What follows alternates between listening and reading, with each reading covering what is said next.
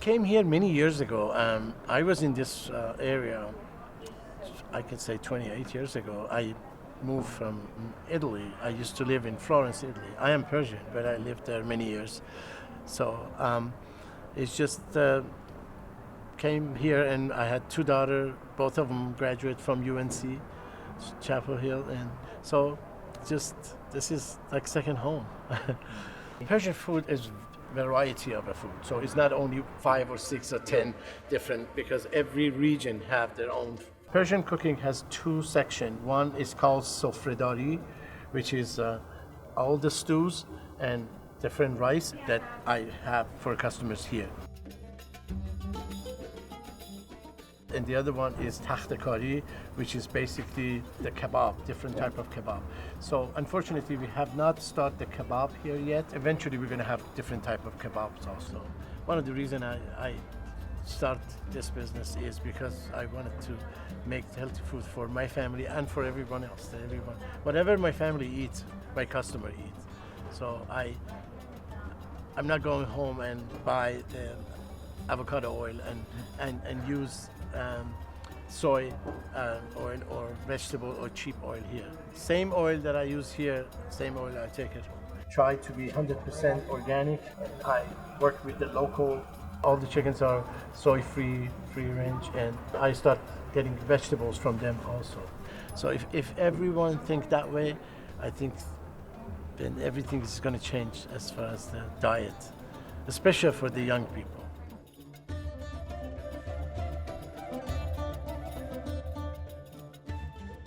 One of the most famous Persian food is called fesenjoon, which is the pomegranate chicken with walnut.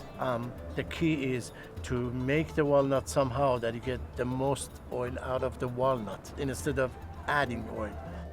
And there's another dish called peyme. It's yellow split peas and different type of spice and advieh and dry lime. Dry lime used a lot in a Persian cooking. Anytime that we want to make it more sour, and instead of we use lemon juice also, but the dry lime is one of the main items that we use in a cooking. Khorme sabzi was the other, one of the medicinal, for example, was khorme sabzi, which has fenugreek and parsley and chive, and because I'm trying to have organic vegetables, I made it with the leek and also the lamb shank. I use a lot of spice and also some vegetables. It has the tomato-based paste. Also, it's organic tomato paste I use. But the key is just very slow cooking. So and also the lamb shank. The smaller lamb shanks are more, because it's younger animals, so they're more delicious. So I make the meatball basically more taste Italian here, but the one that they make in Persia is called kufte. It's generally a larger size than the meatball, and then they make it more complicated. They put more stuff inside, and then the meat is around it, and then in some region even they put the whole chicken inside.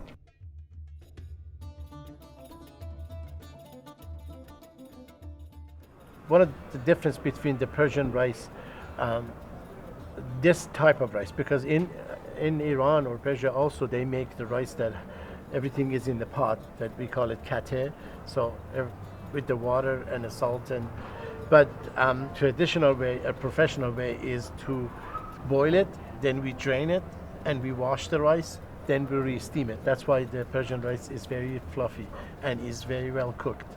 So when you see it in Chinese cooking, is less cooking, and it's Indian also. They put everything in a pot, either in a rice cooker or in a normal pot. So that's a big difference in the rice making.